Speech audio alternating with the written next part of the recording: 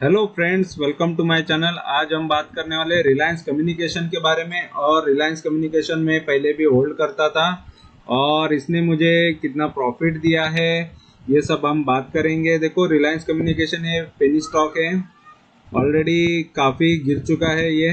ठीक है, तो इसमें मेरी बाइंग कब से थी, सारी चीज़ें मैं आपको बताने वाला हूँ। तो वीडियो एंड तक देखो और वीडियो अच्छा लगे तो ज़रूर चैनल को सब्सक्राइब करना।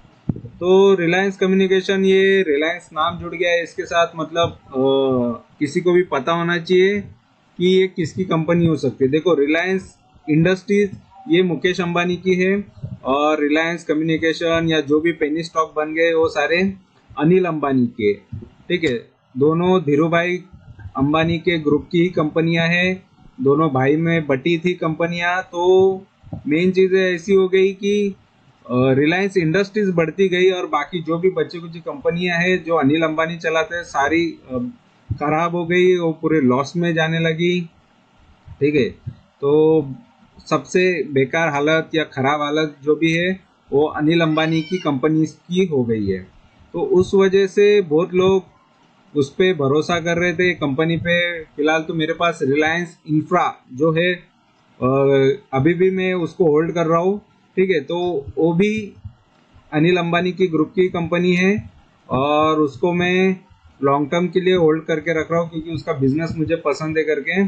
और बाकी जो भी है मैंने बेच दिए बहुत सारे, जो रिलायंस कम्युनिकेशन, आर पावर, ये चीज़ें मैंने बेच दी है। ठीक है, तो जस्ट मेरे पास अभी अनिल अंबानी के ग्रुप की एक ही कंपनी है, वो है रिलायंस इंफ्रास्ट्रक्चर, जिसका वीडियो आपको मेरे चैनल पे ज़रूर मिलेगा। ठीक है, तो ये कंपनी यहाँ पर इसका इंट्रोडक्शन में देख सकते हो। Reliance communication limited was an Indian mobile network provider headquarter in Navi Mumbai that offer voice and 2G and 3G and 4G data services. In February 2019, the company filed for a bankruptcy. देखो, bankruptcy कब होता है, यानी company पूरी बर्बाद हो रही है या कंपनी के पास पैसा ही नहीं है लोन चुकाने के लिए, कुछ नहीं कर सकती। तो बैंक कंपनी बोलते हैं कि हम बैंक्रप्सी हो गए, हमारे पास कुछ भी पैसा नहीं है। ठीक है, तो लोन चुकाने के लिए तो हमको बैंक्रप्ट करके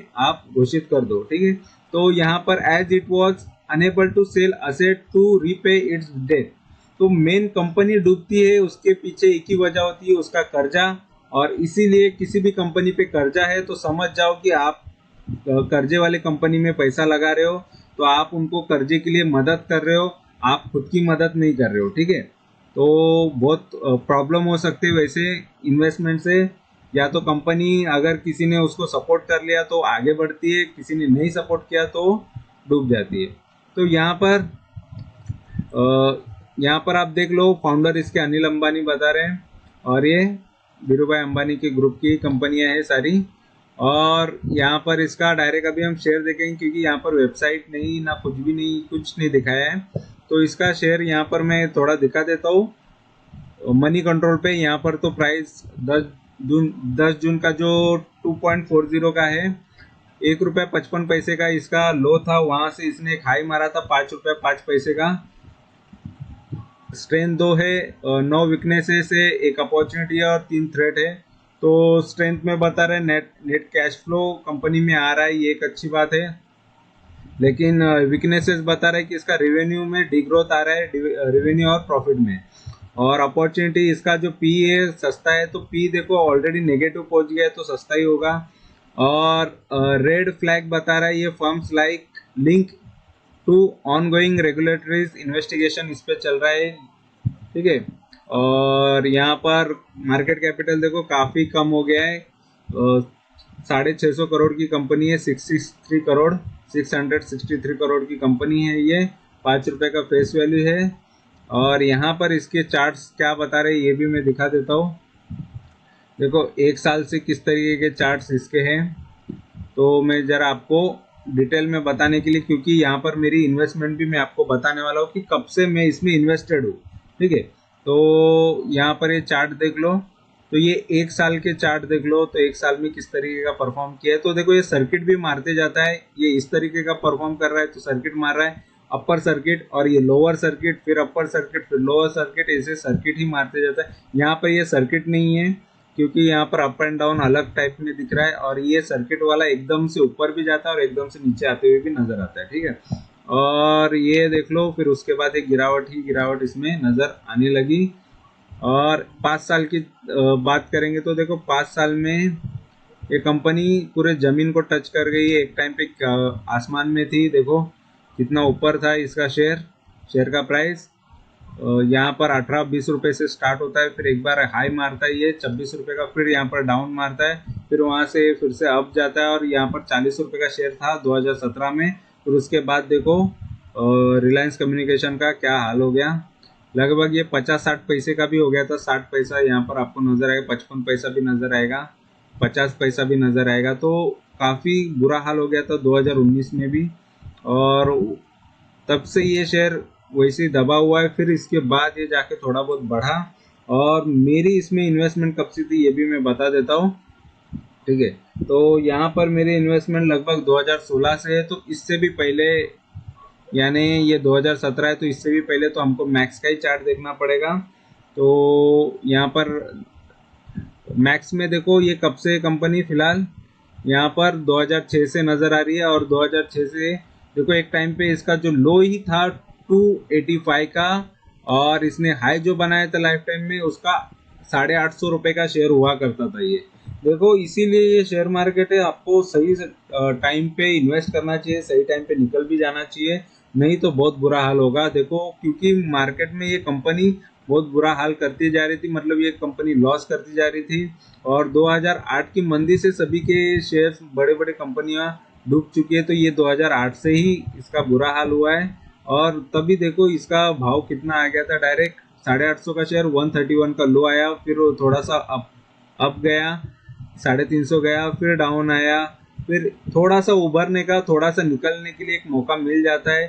तभी अगर आप समझदार हो तो निकल जाना चाहिए, नहीं तो इस तरीके का बुरा हाल हो जाता है और उसके बाद पूरा डूब जाता है कोई भी, ठीक है।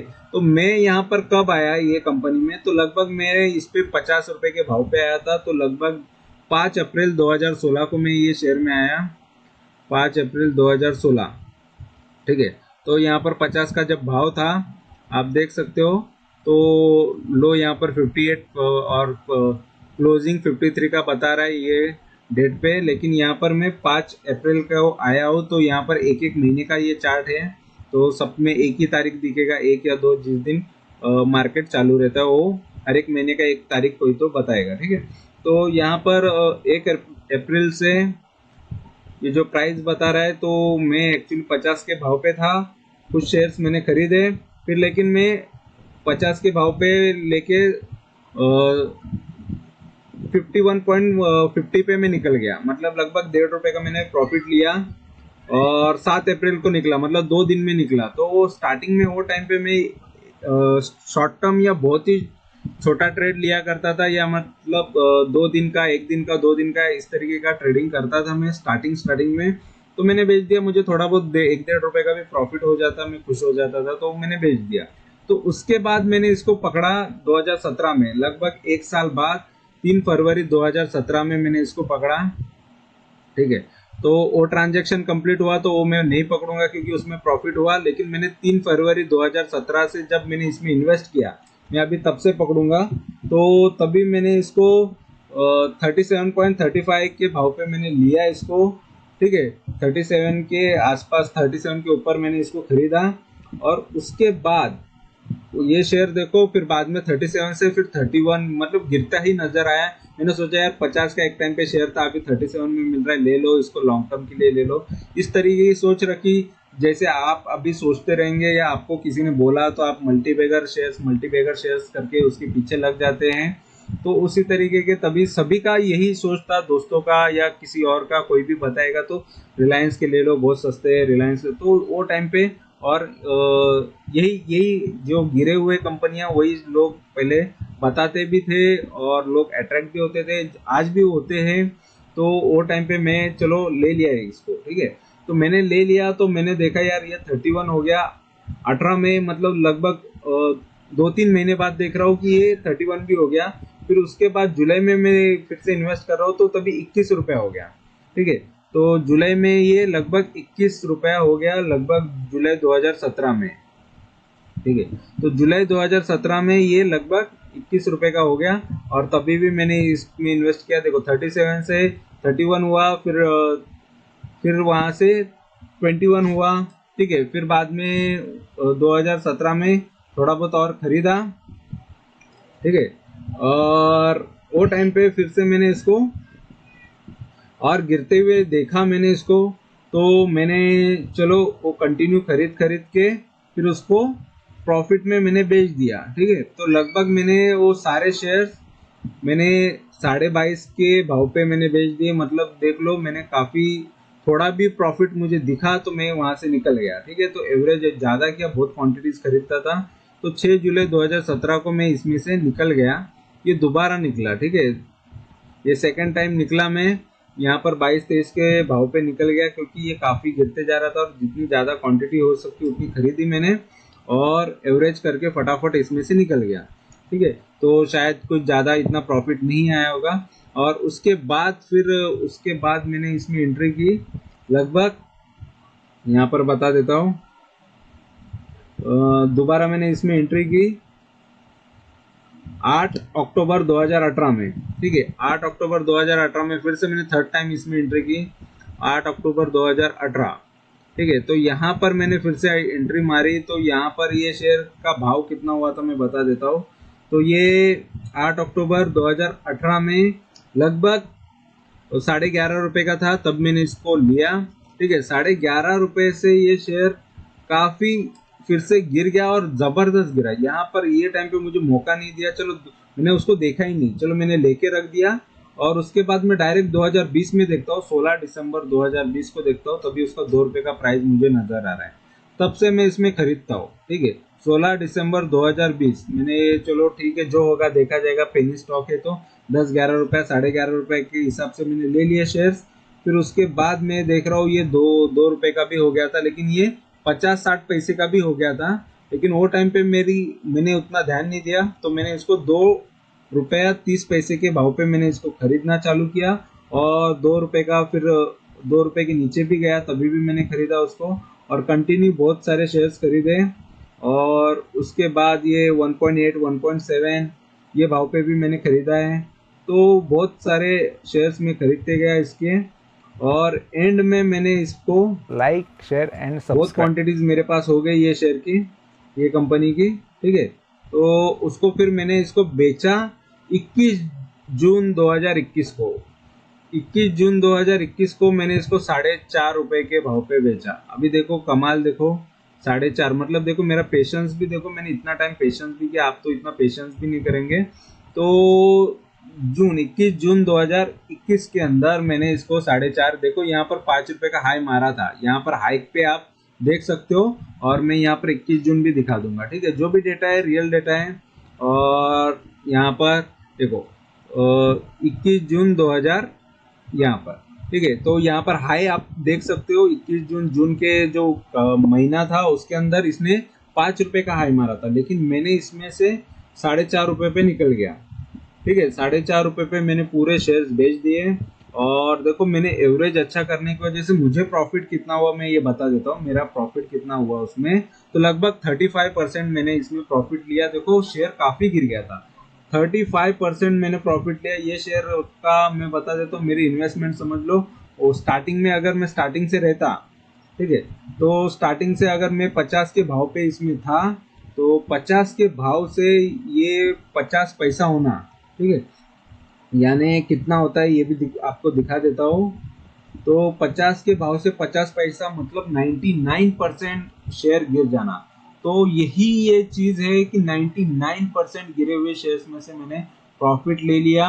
मैं उसमें से 1-2 बार तो निकला, अगर मैं नहीं निकलता तो फिर भी मैं उसमें से प्रॉफिट ही निकालता, लेकिन मैंने जितने बार भी उसमें इन्वेस्ट किया हर बार मैं इसमें से प्रॉफिट में ही निकला हूँ। तो ये 99% गिरा हुआ शेयर है, ये सबसे बड़ा मेरे लिए अचीवमेंट है, और इसी वजह से मैं आपको बताता हूँ ये चीज़ें कि किस तरीके से ट्रेडिंग करना चाहिए, किस तरीके से करना चाहिए। रिस्की है, देखो लाइफ में रिस्क लेना जरूरी होता है, लेकिन कितना रिस्क आप ले सकते हो आप पहले खुद डिसाइड कर लो। आपकी रिस्क कैपेबिलिटी कितनी है। मेरी रिस्क कैपेबिलिटी काफी बढ़ चुकी है, इस वजह से मैं बड़े बड़े रिस्क ले भी लेता हूँ। लेकिन आपकी रिस्क कैपेबिलिटी कितनी है, आप कितना रिस्क ले सकते हो, ये इम्पोर्टेंट है। आप वो पहले जानो, फिर उसके बाद ही आप इन्वेस्ट करना। तो फिलहाल यहाँ पर 99% गिरे हुए शेयर्स में से मैंने प्रॉफिट लेके दिखाया है, और लगभग मैंने 35% तक इसमें प्रॉफिट लिया है। 99% पहले पूरा कैपिटल गायब होना ये काफी बड़ी बात होती है। तो उतना तक भी गिरा है, लेकिन जो 800 850 का जो इसका भाव था, अगर वो आज रहता तो वो आज कंप्लीटली बर्बाद हो गया रहता। क्योंकि मेन चीज है कि आपको आपका भाव सही होना चाहिए, आपकी क्वांटिटी सही होनी चाहिए, नहीं तो आप पूरे बर्बाद हो जाओगे। ज्यादा क्वांटिटी अगर मैं 850 के भाव पे अगर पहले लेके रखता, वो टाइम पे बहुत सारी क्वांटिटीज लेता, तो मैं ना एवरेज भी नहीं कर पाता, ना मैं पूरा कंप्लीटली बर्बाद होता। क्योंकि एवरेज करने में कितनी क्वांटिटीज लग जाती, शायद मैं उसका प्रमोटर ही बन जाता। लेकिन मैंने 50 के भाव पे लिया, तभी भी मैं एक बार निकला, 1-1.5 रुपया के प्रॉफिट पे निकल गया। फिर मैंने 21-22 के इस पे ले लिया था, उसके बाद भी काफी बार शेयर गिरा, तो उसके बाद शेयर गिरने के बाद मैंने उसको कंटिन्यूसली, ठीक है, तो कंटिन्यूसली उसमें मैंने बाई करके उसको भी थोड़ा बहुत प्रॉफिट में ही बेच दिया, ठीक है। तो उसके बाद थर्ड टाइम एंट्री की, उसके बाद तो 11-11.5 के भाव पे मैंने इसको खरीदा। फिर उसके बाद मैंने उसको देखा 1-2 रुपए का भाव हो गया, तो उसको और ज्यादा कितनी चाहे उतनी क्वांटिटीज खरीदते गया बहुत सारी क्वांटिटीज, फिर उसको 4.5 रुपए में बेच दिया, और 35% मेरा प्रॉफिट निकला। तो ये होती है इन्वेस्टर, सही इन्वेस्टर या सक्सेसफुल इन्वेस्टर, प्रॉफिटेबल इन्वेस्टर या प्रॉफिटेबल ट्रेडर की जर्नी। बहुत सारे प्रॉफिटेबल ट्रेडर आपको दिखेंगे, लेकिन बहुत लोग स्टॉप लॉस लेते हैं। मैं स्टॉप लॉस नहीं लेता, या तो कंपनी बंद हो जाएगी या मेरे पैसे चले जाएंगे, ठीक है। कंपनी बंद होके ऐसे नहीं, बंद होगी तो ही चले जाएंगे, नहीं बंद हुई जब तक है तब तक मैं उसमें रहूंगा। बहुत सारे ऐसे शेयर्स मैंने पूरा पैसे का, जैसे ये पैसा बन गया था ना, वैसा बहुत सारे 1 रुपए के भी नीचे बहुत सारे शेयर जा चुके थे, उनमें से भी मैंने प्रॉफिट ले लिया है।